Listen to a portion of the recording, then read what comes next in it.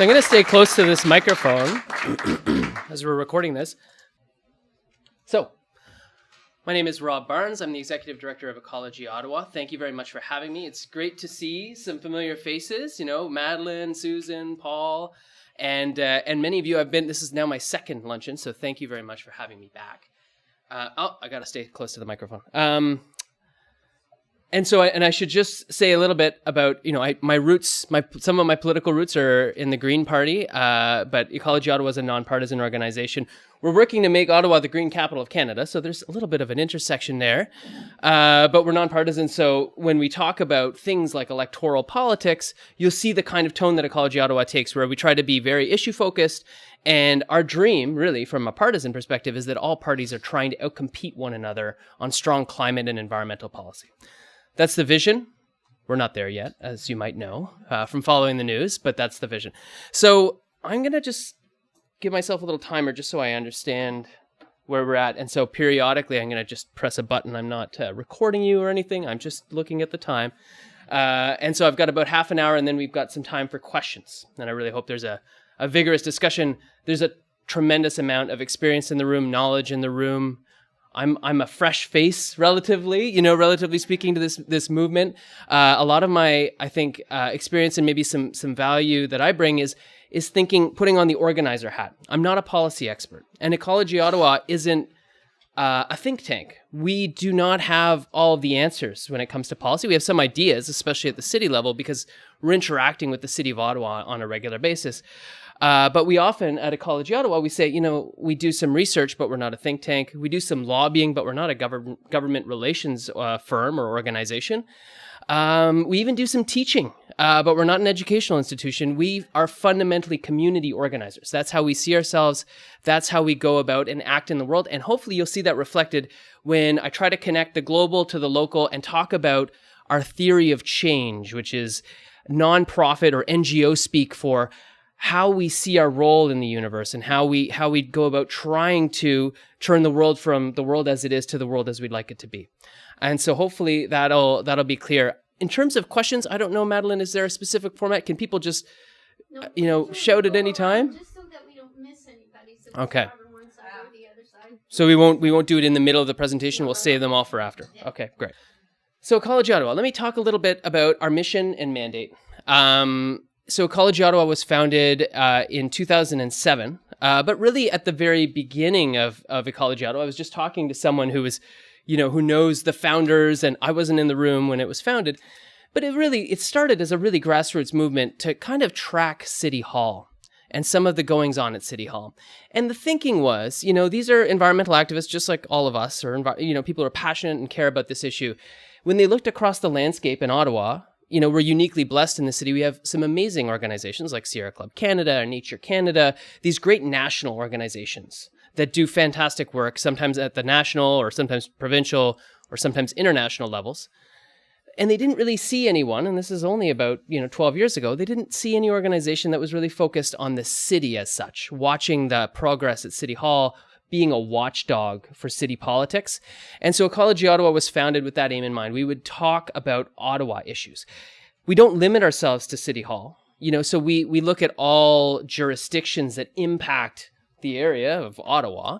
And we also talk to the NCC, and we also talk to other actors as well. But we see our primary function as watching City Hall, because to a large extent, they set the rhythm and the tone for some of these city building projects. Think about a project like light rail, which Jim Watson would say is a climate investment or a climate measure. That type of project relies tremendously on funding from the federal and provincial government, but it wouldn't have come to light had the city not pushed in that direction. Of course, Ottawa also reacts to policies that are implemented at the national and provincial level, like carbon pricing, for example. A lot of the city of Ottawa's climate policies, have some assumptions baked in terms of whether or not there's carbon pricing. And so there are questions and political questions that are outside of the city's control. But generally speaking, we focus on City Hall, and that's where you'll see the lion's share of my talk focuses. So what is our mission and mandate? Well, we focus on 3 areas at Ecology Ottawa. We call them renewable city. So that is climate change and the energy transition.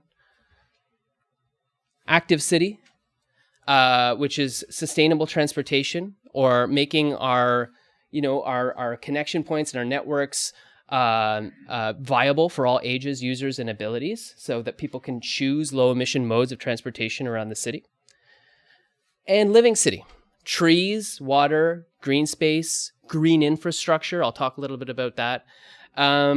Basically the living world. These are the things that give Ottawa so much of its identity, so much of its soul. And so we focus on protecting and enhancing that wherever possible. If you think about this with a climate lens on, back up, about half of the emissions the city of Ottawa, and this is, here I'm talking for those of us who know city nomenclature well, these are called community emissions. So these are the emissions that are produced within the boundaries of the city of Ottawa, not the emissions produced by city of Ottawa facilities. Those are called corporate emissions. Community emissions are the whole city, all of us and all of our buildings. Half of the emissions at the city of Ottawa roughly are produced by how we heat, cool, and electrify our homes, offices, and other buildings. And so largely Renewable City focuses on that half, and on the climate planning and on climate mitigation policy more generally. The other half of Ottawa emissions, again, speaking broadly, it's actually 44%, but I don't know how many of you are going to run to your policy books and challenge me on this. 47% is buildings, 44% is transportation. So how we move around the city. What about living city? Well, if you think about, so we just talked about mitigation, but adaptation is obviously a critical part of the puzzle as well. And so if you think about the city working on climate resilience or adaptation plans, responding to the climate change that's already embedded in the system, we can do that while also making our city a much more vibrant, green, healthy place to live. For those of you who are counting, I talked about 47% and 44%. There's waste at around 6% and agriculture at around 3 or 4%. As of 2016 data. Just want to talk about a bit about Ecology Ottawa's DNA, because part of this talk is connecting the global, which so many of us are looking at and focusing on, to the local. What is the connection here?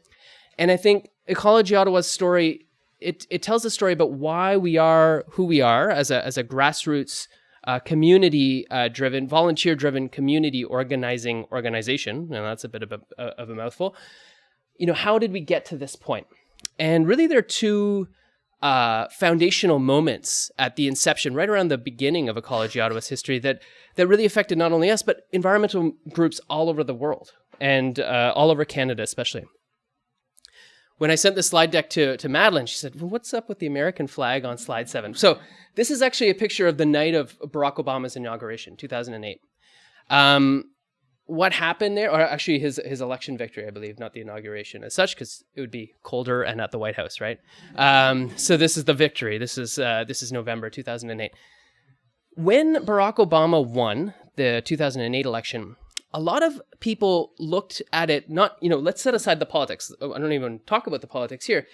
They looked at the mechanics of that victory and were really fascinated by the mechanics there. And here what I mean is that Barack Obama's campaign did two things very well. It really did big data very well. It really understood in a very sophisticated way the intentions of voters. And so it married this very sophisticated database and data collection system and rigorous data methodology with community organizing. And Barack Obama, as many of us know, his background famously is as a community organizer. And in fact, the person he hired to be the main, the chief of organizing on his campaign staff, that person's name is Marshall Gans. Marshall Gans is a theorist of community organizing. Obama's campaign applied Gansian organizing theory at scale. And organizations like Ecology Ottawa, that recently born, 2007, 1 year old at this time, looked at this and said, that's exciting. And organizations, in fact, across the country, some of us follow Lead Now. Lead Now is a version of this idea. It also shot off from this inflection point. Is the idea being, can we use big data to mobilize change at a national scale? Now, Lead Now works nationally. Ecology Ottawa works locally, but different groups are applying lessons. David Suzuki Foundation has grabbed lessons from this experience. Dogwood Initiative on the West Coast, for those of us who know about the vibrant West Coast environmental movements. So this was a really important point. The other point for us that was really important was actually 2009, the Copenhagen Summit. And for those of us who remember, I was following it loosely at the time. This was, if you asked Barack Obama, he would have said this was a great success. The consensus in the environmental community was that 2009 was a failure of policy. And the thinking was, there was some soul searching for the people who were in the crowd. And the thinking was, we've done something wrong as a movement. We haven't focused enough. We haven't given our political leaders license to be ambitious because we haven't shown them that there's a mobilized constituency that demands that they become ambitious. And so rather than coming forward to conferences like this, which are absolutely critical, coming forward with the right ideas, we needed to do more than that. We needed to come forward with the right ideas and then show them that there are political consequences to not endorsing and getting behind the right ideas. And so that's a lot of, in my predecessor at Ecology Ottawa, Graham Saul, who's a co-founder of the organization and has also worked at Climate Action Network Canada, talked about the fact that a lot of people in the environmental movement at that time ended up going from international or national level organizations to community level ones in order to focus on mobilizing the grassroots and building that power, essentially. And so those are really two critical moments in the history of Ecology Ottawa, and some things flow from that. This is a diagram straight out of Marshall Ganz's theory. And what do we see? Well, we see this is what is called a snowflake. You see, the word has now been used for other reasons. Back in 2000, the heady days of 2008, the word was used for a decentralized leadership model that could scale. Essentially, the idea being that you would have, there's a core group of organizers that, are working on campaign architecture to a certain extent and messaging. But there's a certain amount of decentralized authority in the leaders who are then working with their clusters of volunteers, who are then working with their clusters of volunteers. This is the theory. We try to apply it in practice. It's hard, as you might imagine. A cynic would look at this and just see another org chart. It just looks more flat. And if you could pull up, the center, the whole thing would fall down and it would look just like an average org chart. But I think the important part with Gansian organizing is that this is not a job. These are volunteers, and that they're driven to stay, and they're driven to work for different reasons. And often the kind of crux of that is storytelling. And I think to a certain extent, you'd see if you look back at some of the Barack Obama speeches, that even the way in which he designed his speeches was really molded around Ganz's fundamental precepts as to what is an effective speech, a speech that talks about self, us, and now. And to declutter that, what I mean is he talks about why you care, who are your people in the room who should also care, and why you should take action now as opposed to some other time. What is the urgency of the situation? And so those are some elements that we bring with us. Another common community organizing element is something that's often called a ladder or a pyramid of engagement. And Ecology Ottawa tries to do this as well. This is organizing 101. I often say at Ecology Ottawa, the way we treat the world is like the way a puppy would. We go up and we imagine that everyone is a potential friend until they tell us they're not. So we knock on doors, we go to community events, and we try to engage people. And usually the first step is something like, will you sign up on our email list, or will you sign this petition? And hopefully, over time, people level up, right? They go from just observing the organization, it's like, oh, I've heard about you somewhere, to following the organization, maybe joining our email list, to endorsing and saying, I support Ecology Ottawa, I want to get behind campaign X or Y or Z, maybe contributing, and not only in terms of donations, but also in terms of volunteer time and commitment and energy and passion, owning, representing the organization as a volunteer leader, and then really leading in certain cases as I say owning as a volunteer, maybe, and leading as a volunteer leader. There are many permutations of this kind of ladder or pyramid. This is not an Ecology Ottawa specific one, but it's an indication of the kinds of tools that we use at Ecology Ottawa. And that, again, I don't want to make this just about Ecology Ottawa. This is about how grassroots organizations are trying to apply some of the lessons from the past few years in terms of how to mobilize a constituency.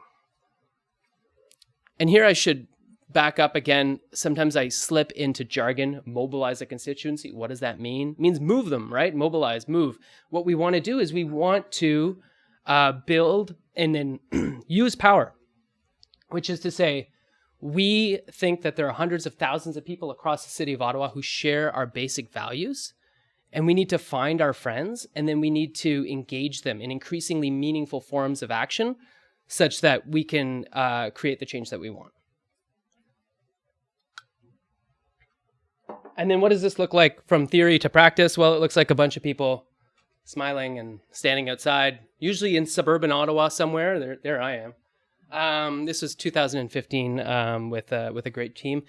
And then the other thing that it looks like when we talk about what it looks like on the data side is it looks like change over time. So this is actually a shot of Canada just a few months ago. We had already, every dot is an Ecology Ottawa supporter, and sometimes there are two for geographic area. And this is just a few months of organizing in Canada. And so these are all new people who sign our petitions. And in this case, I think it's our election petition because it's Canada South. In the North, we had a petition as well. And the petition is about protecting green space and stopping urban sprawl. Our election petition is about demanding climate leadership from all parties running in the federal election. So there's a bit, you can see the tangible change. It's a bit of a different game, so to speak, than environmental NGOs had traditionally played. Traditionally, we say that NGOs were playing what's sometimes called the AIR campaign, where we would put out press releases and spend a lot of money on lobbying and high-level communications and writing reports. And all of that still happens at Ecology Ottawa, but it's supplemented and in some ways supplanted in terms of the hours spent by a ground game as opposed to an air campaign. We think both of them are utterly critical to success, right? You can't be going to the doors without having some kind of policy solution at hand, right? So the research component is utterly critical, but we often rely on others to do some of that legwork in terms of the research. We see ourselves as primarily community organizers. So where does this situate us in terms of the challenge, in terms of the climate challenge? Every people in this room, I think, collectively have a much deeper knowledge than I do about the specifics of the challenge, but I think we all know the broad outlines, right? Often what we say when we talk about what needs to be done is we talk about decarbonizing by mid-century. And that's, there are different models, whether we overshoot now or later, but the gist of it, I think, was really nicely summed up from a communications perspective recently when the IPCC said we had 12 years to avert climate catastrophe. And what they meant is 12 years to move ourselves to a world in which we are only hitting 1.5 degrees warming by the end of the century as opposed to 2. And so that remains the target. It remains a very, very difficult target to reach, but it's an important target. The other piece, though, that the news is not getting better, right? Just before I came here today, I just read that there was a recent credible scientific analysis that now said we're currently on track to 6.5 to 7 degrees of warming by the end of the century. So way past human civilization's breaking point, easily, put briefly. So we have a lot of work to do, and again, we shouldn't delude ourselves about the challenge, right?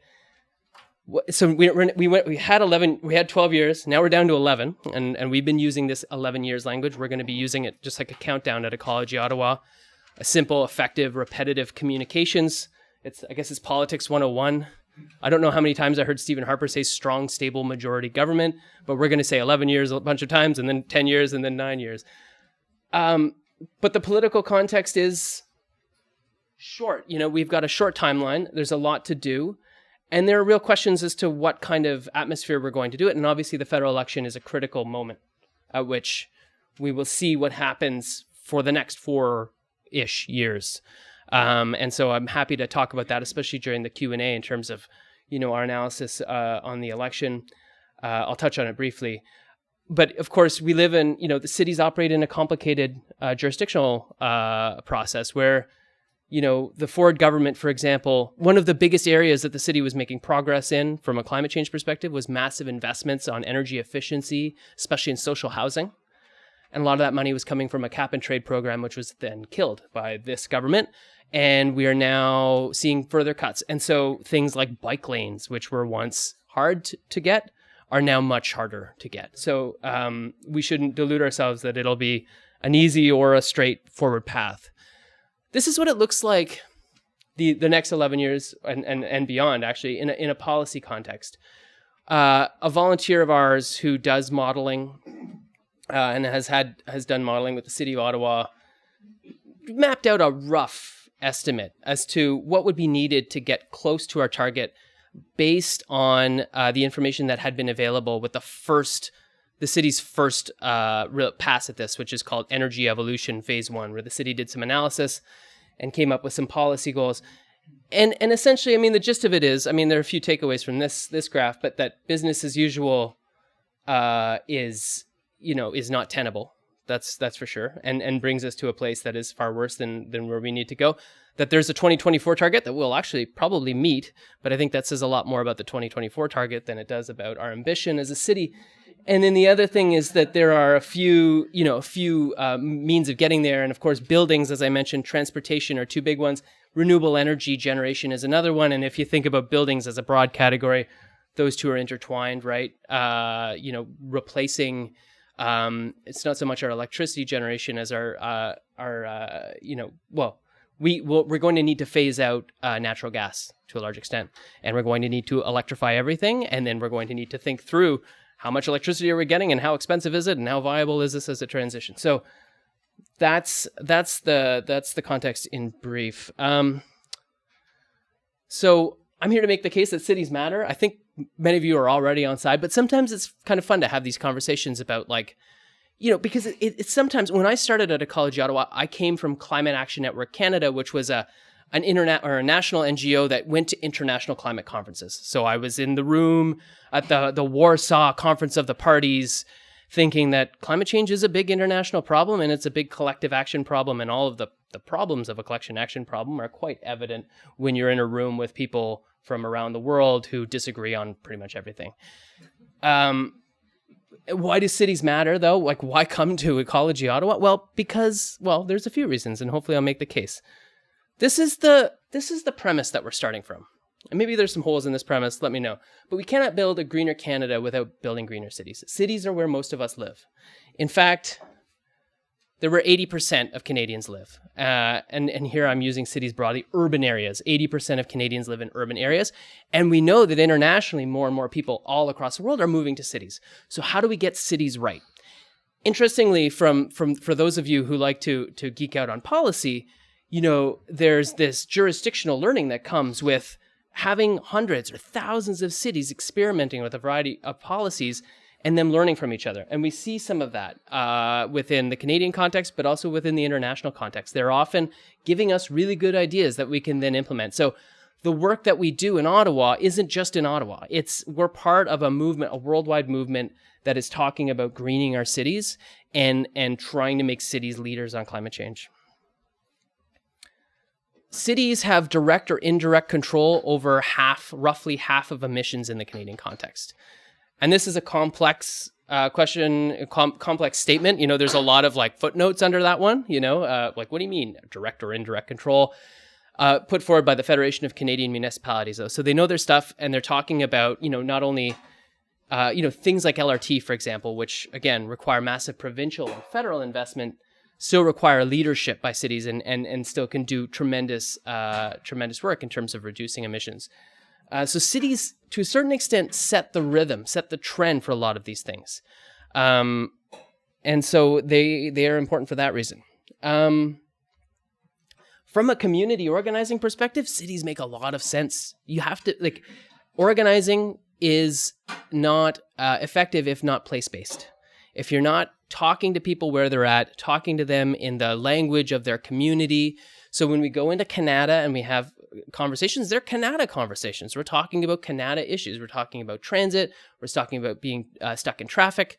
When we go downtown and we have downtown conversations, I mean, there's obviously some similarity, and we're not not telling someone something that we would otherwise tell another person. But the conversations are sculpted and molded for the context in which they take place.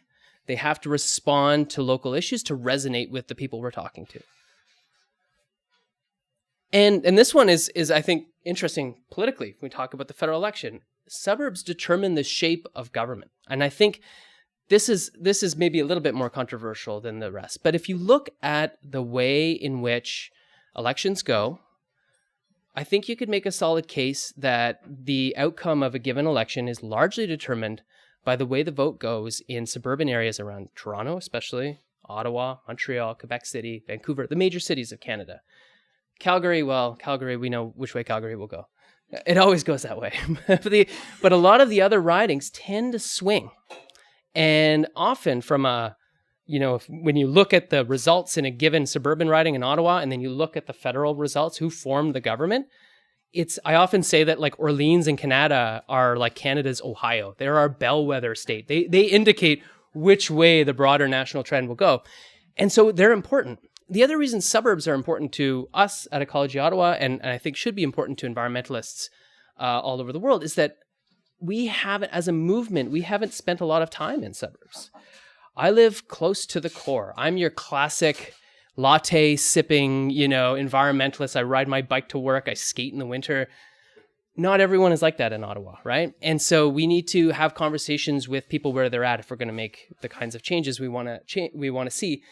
And to a large extent, that means going into suburbs and quasi-suburban areas. From a political power perspective on City Hall, suburbs run the show. They have a majority at council. There are some very brave and ambitious councillors who represent different areas of the city, but if they can't convince a majority or the mayor or both, you can't get some of these great measures passed.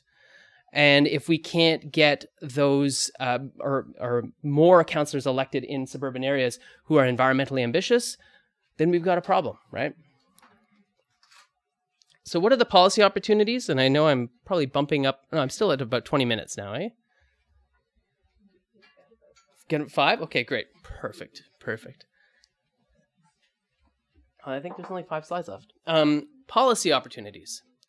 So as I was chatting with Madeline, I was realizing that there are also some big dates coming up. So I'll be sure to mention them. They're not included in the list of policy opportunities. And if I don't mention a date that you were thinking of or had in mind, please let me know.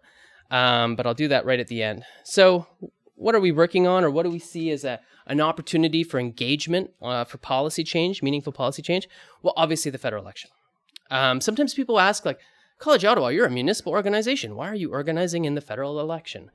Well, during a federal election, politicians are really nice to us. They answer our calls. They come to our debates. We love it. I mean, after they get elected, they usually don't talk to us as much. So we try to take advantage of that opportunity, and we try to get them to engage on make promises. And we understand that a promise that a politician makes is not the same as a politician that a regular mortal makes, because, there are consequences to the politician's promise, but also they might break it very easily. But in any case, what we're trying to do is make climate change an election issue and an election priority for all parties. And again, we're not naive. We don't think we're going to somehow convince the People's Party of Canada that climate change is like the most important issue that they should run on. But right now, we are demonstrating that there is a mobilized constituency of voters, in this case in Canada, who care. In fact, there are thousands of people who've signed our petition demanding that all parties lead on climate.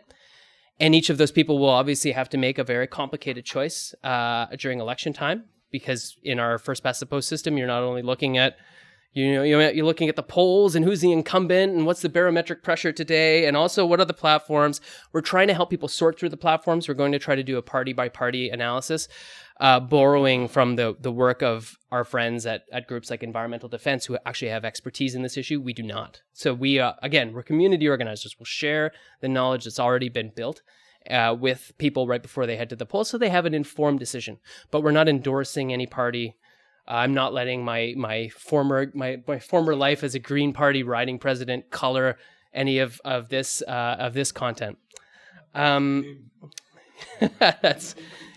think it's integral to have a nonpartisan, a respected nonpartisan organization. And as much as we sometimes would want to put forward some party colors, we sometimes have to take a step back. But I should say that there are two election-related things that are coming up. So for those of you who have your calendars out, I'd love for you to join us. This Saturday, I'll be appearing at a sustainability showcase held by SmartNet Alliance, which is an amazing local group. And SmartNet Alliance has a political panel. So we're actually talking to, there will be 3 federal political candidates in the riding of Ottawa Centre there. Catherine McKenna can't make that one, but Catherine McKenna will be at our October 3rd Ottawa Centre debate. And for those of you who are in Canada, we will have a debate in Canada, and Orleans, we will have a debate in Orleans. And we're still trying to cobble something together for Ottawa West Nepean, but not so sure it'll happen. In any case, these debates on October 3rd are part of a 100 Debates on the Environment initiative that a group from Toronto called Green Pack is organizing.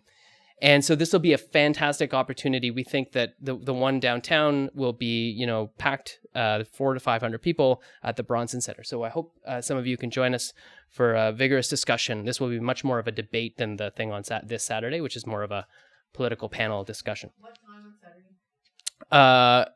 Depends on the riding. Oh, sorry, this Saturday? Yeah. I need to find that out. I don't have that time, Andy. Thank you for asking that. It's part of a sustainability and EV showcase that is taking place all day, and I actually still haven't determined with SmartNet when I'm appearing. I believe I'm in the afternoon with this political panel. So what are the policy opportunities? So we talked about the federal election. At the city level, we just launched a petition, Hold the Line on urban boundary expansion. The city right now, there's a once-in-a-generation opportunity to hold the line on urban sprawl in Ottawa. What the city is doing is renewing its official plan, and the official plan is the city's major land use and policy document. It's the mothership of documents at City Hall. And they're looking at 3 policy scenarios for how they intensify the city, and only one of those scenarios involves not expanding the urban boundary beyond what it's already been expanded to. And as we know, a more compact city brings a bunch of benefits, not only from a climate perspective, it makes transit increasingly viable, it preserves green space, it preserves farmland. So it's really important. So we've launched a campaign on that.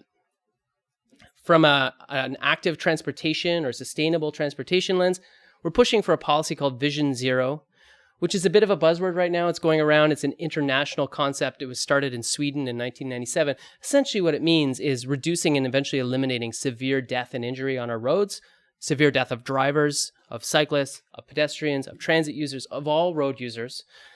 And there's going to be a policy opportunity this fall to make it happen. And we want there to be a Vision Zero policy with teeth.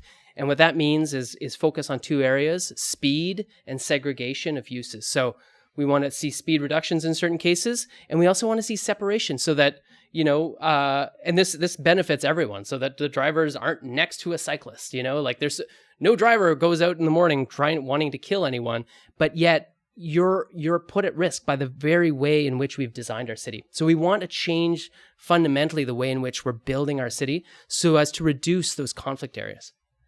And that's Vision Zero can help with that. We've got a campaign on green streets, which is part of a broader initiative for green infrastructure. These are the living and built systems that help slow down, soak up, and filter rainwater where it falls.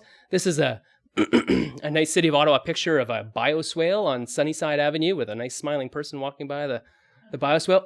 The idea, though, is, again, from a climate adaptation lens, infrastructure like this is absolutely critical to implement at scale so that the severe weather events that we're seeing aren't as bad. There's less impermeable surface for flooding. We saw that with the hurricane in Texas a few years ago. The amount of impermeable surface in Houston made that a natural disaster immeasurably worse because of the way the city had been designed. And so as we encounter more extreme and frequent severe weather events, it's incredibly important to build up the kind of green infrastructure that we need as a city, and it helps make the city more beautiful, more vibrant, more alive, hopefully more biodiverse. So it's a win-win. And so we're pushing for the city to implement projects like this whenever they refurbish a street. I'd mentioned energy evolution a little bit. That's the city's big climate plan, where they're going to a certain extent, delineate if the document is as we hope, delineate policy opportunities. And this will be released this fall.